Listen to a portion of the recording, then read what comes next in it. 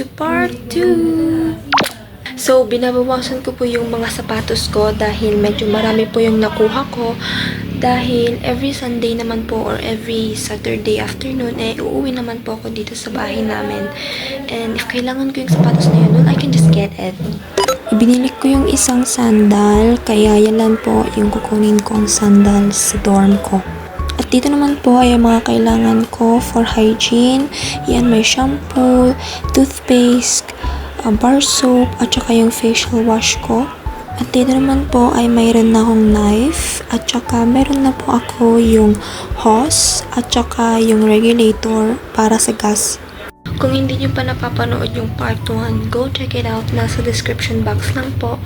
Yan naman po yung shoe rack na binili ko sa Orange app or sa Black app. Hindi ko na po alam dahil nakalimutan ko na. Matagal ko na po kasi yung binili. Nasa around 7 storage po ata. Yan po, ganyan po kadami.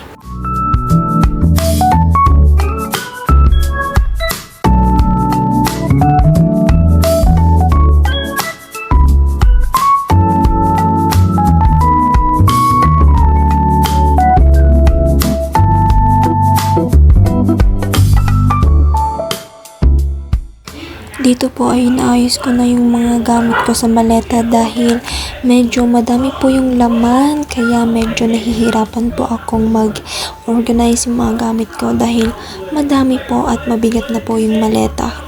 Dito po ay naproproblemahan ako kung saan ko ilalagay yung mga perfume ko dahil mababasag po siya pag sa walang protection po yung paglalagyan ko nito, kaya siniksik ko na lang po sa mga damitan ko para hindi na po mabasag or madamage po kapag magta-travel na po kami.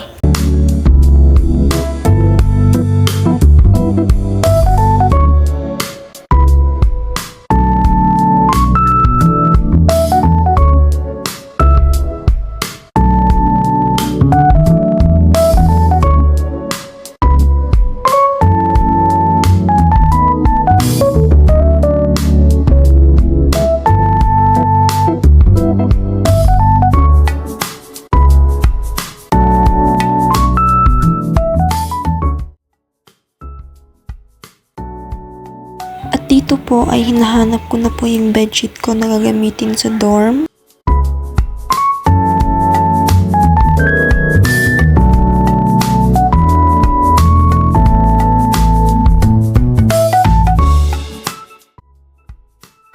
Dito po ay dyan ko nilagay yung mga school supplies ko dahil wala na po akong lalagyan. Kaya dyan ko na lang po inilagay yung mga school supplies ko.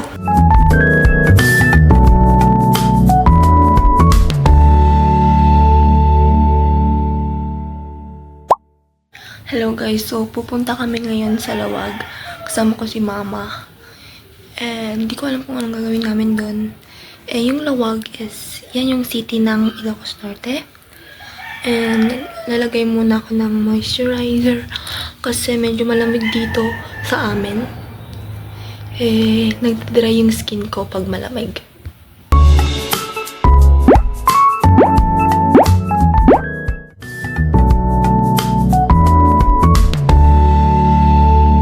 So, kakauwi lang po namin and medyo hindi po maganda yung pakiramdam ko because malamig po dito, tapos naambunan po ako and masakit po yung ulo ko.